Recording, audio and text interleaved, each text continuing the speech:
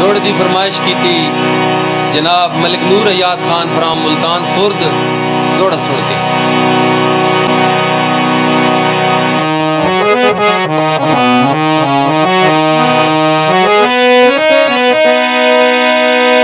असा कोई नहीं मिला तू साड़ी की थी अखी शौक तुलाया पाए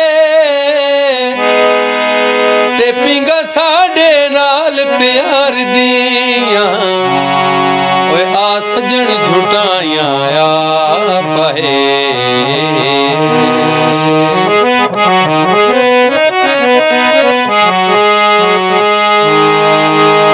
सारी जिंदगी उल्फत फर्क नया सी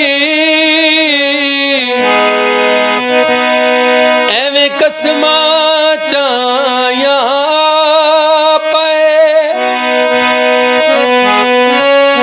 ते हाय गरज दे बेली कढ़ के गर्जा ओए अखी मुड़ पर ताया पाए।